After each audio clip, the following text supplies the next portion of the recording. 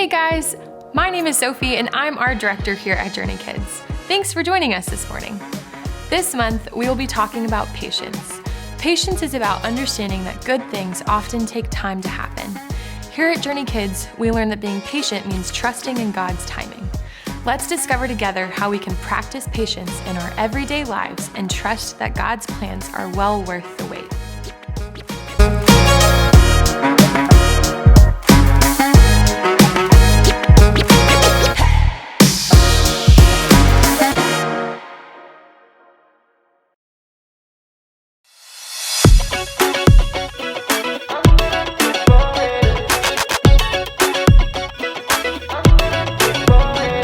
Your plans, your dreams are so much greater.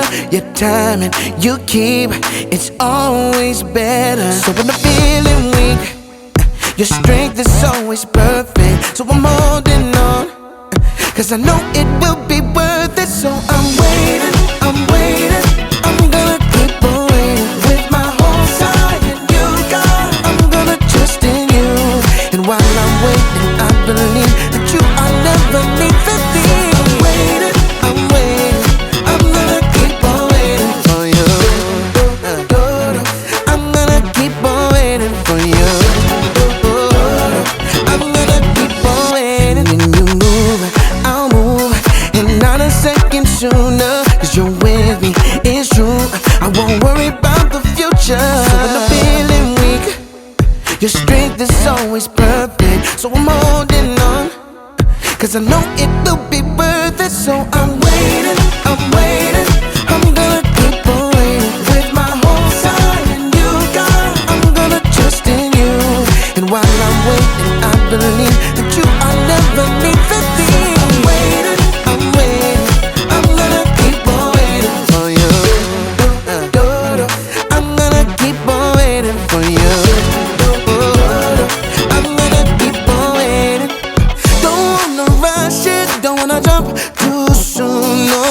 The life I'm made for, I know I'm finding you. So I'm waiting, I'm gonna keep on waiting with my whole side in you, God. I'm gonna trust in you.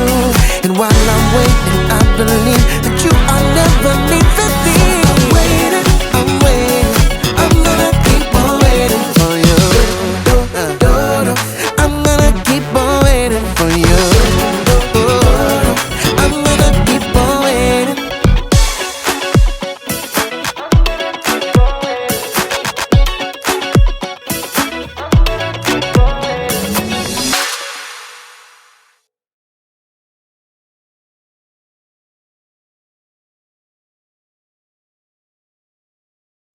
What? Hey, welcome to Story Lab. This week, we're talking about patience, while we take a look at the story of what it means to wait well. What is wrong with this bottle?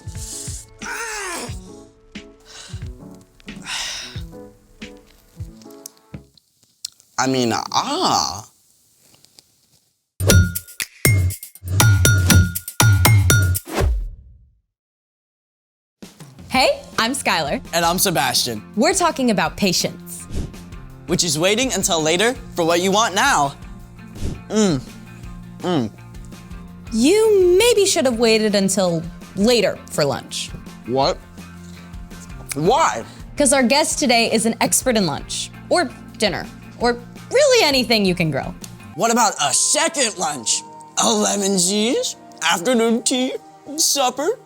You probably can do that too, Hobbit boy. Well, what are we waiting for? Nothing. Without further ado, let's welcome Grill Master Kevin. Hey everyone! Kevin! I'm so excited that we're gonna have a grilling expert with us today. Well, mostly I just like eating, especially really good meat, and so I've tried to learn more about that. And the fun part about when you're cooking meat is that you always get to eat it. So we've heard that your pulled pork is unparalleled.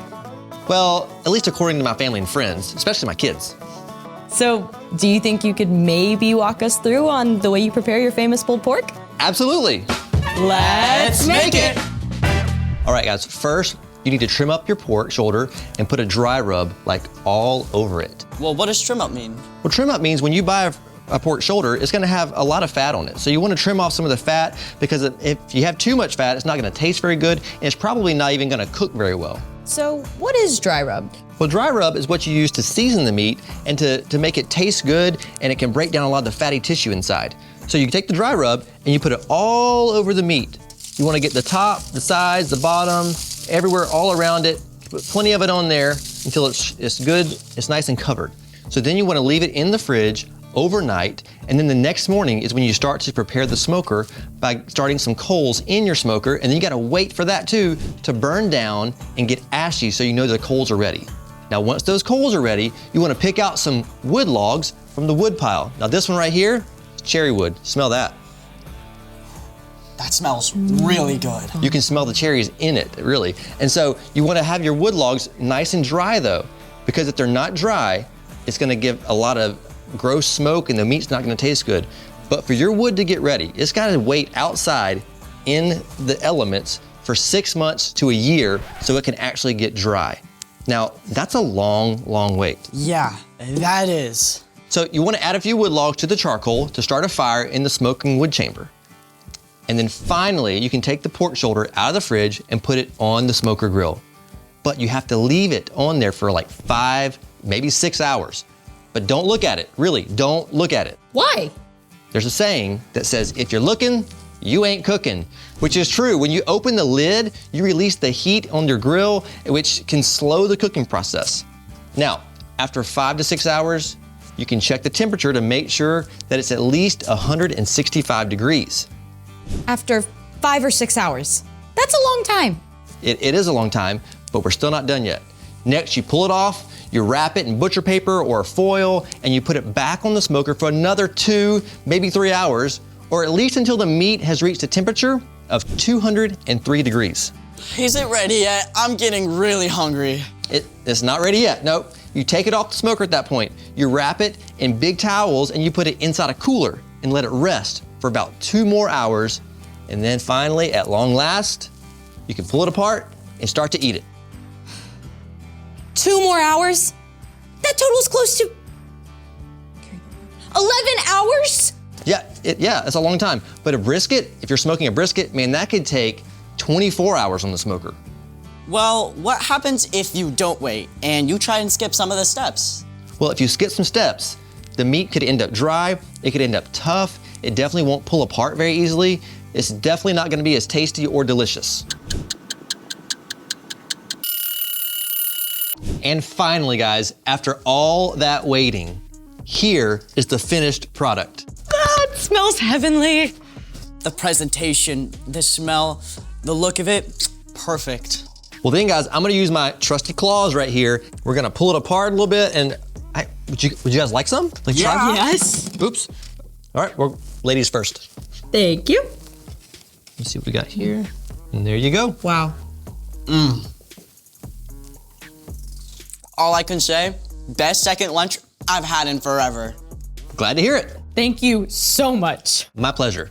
My stomach is so happy, I can't wait for dinner. Speaking of waiting, it's time for The story before the story. Today, we're in the book of Proverbs, which is a collection of wise sayings, many from King Solomon.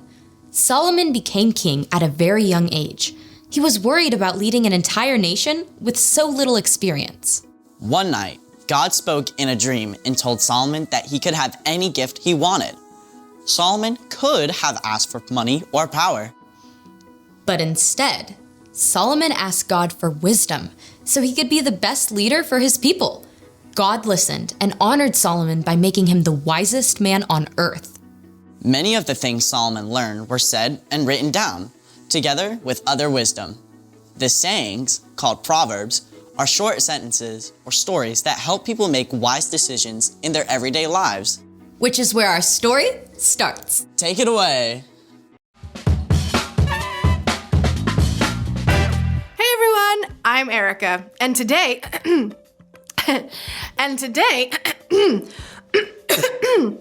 so sorry, hold on a second.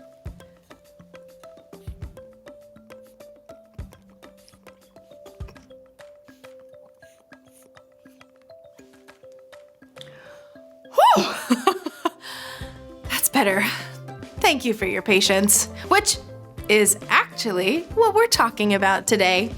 In Proverbs, we find wisdom that can apply to every area of our lives, especially when we get frustrated or have to wait for what we want. Let's check out this awesome verse. Proverbs 14:29 says, "Anyone who is patient has great understanding, but anyone who gets angry quickly shows how foolish they are." Ouch! Let's break that down.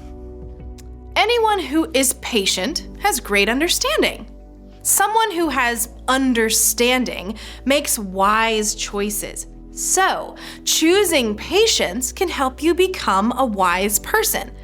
But let's look on that flip side. But anyone who gets angry quickly shows how foolish they are. Being foolish doesn't mean that you aren't smart.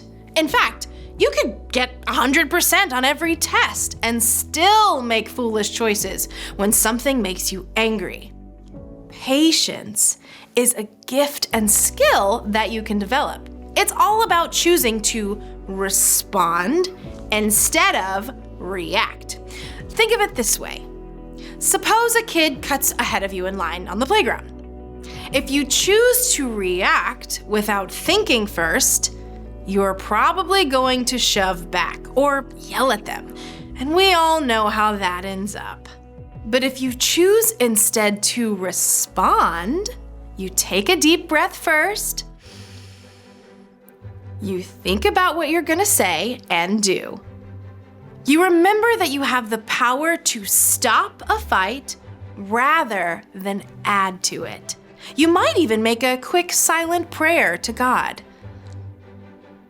Help! It's very silent. Then you choose to respond with patience and not shove back or yell. You can always tell a teacher if it keeps happening, but in the meantime, you stop a fight and you will still get a turn, even if you have to wait a little longer. In the Bible, we discover a lot of stories about patience.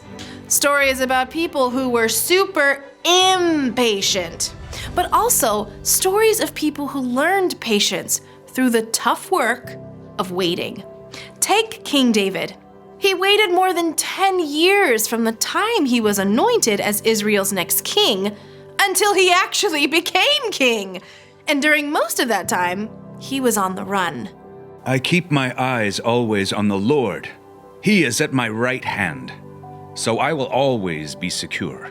Or think about Joseph. He also waited years and years from the time his brothers sold him to be enslaved through unfair imprisonment to when he was released and put in charge of all Egypt.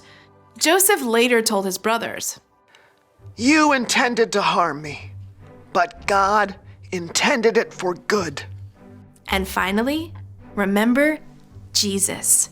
Jesus chose to be patient at all times, both with his friends and family, who often misunderstood him, and with his enemies, who constantly tried to trick him. Jesus is a perfect example of patience, and David and Joseph can also show us what it looks like to wait well. Let's take one more look at our verse. Anyone who is patient has great understanding, but anyone who gets angry quickly shows how foolish they are. So, choose to take a deep breath. Choose to respond instead of react. Choose to do something creative or helpful with your time. And pretty soon, you'll discover what it looks like to wait well. The end. Gotta admit, I usually get it backwards. Speak first, think second. Yeah, for me, it's more about holding my tongue when I have to wait a long time, like on a road trip. Are we there yet? Hey, I am not the perfect model of patience either, but I can say that I'm growing. I'm more patient now than I used to be. So, what's our part in the story? Our role is to learn how to wait well. And there are lots of ways to do that. The first and best way to wait well is to ask God for help. Paul wrote that patience is actually a gift from God's Spirit. You can also wait well by finding something to do with your waiting time, like encouraging someone. You could even make the time go faster by building an awesome brick creation. Or surprising your mom by taking out the trash before she asks. Another great way to wait well is to make yourself take a couple of deep breaths. And give yourself time to think before you react. You can also remember what's true, that God loves you and has a good plan for you, even when you have to wait. And God is always with you when you wait. Even on a 10-hour road trip when your little brother is poking you in the backseat. Even then, I'll see you next time. Bye. So here's the thing. Waiting can make you wise. Waiting can also make you some really, really yummy food. It's still hours to dinner time. Yeah, but right now it's officially Story Lab snack time. Yes! Yes, it is. Thank you for joining us in the Story Lab. See you next time. Pickles. Kevin, it was so awesome of you to do our waiting for us. My pleasure. Singular Can't forget mine pickle. too. I like Story Lab snack time too. Don't forget the barbecue sauce. You gotta have barbecue sauce. That's the most important part.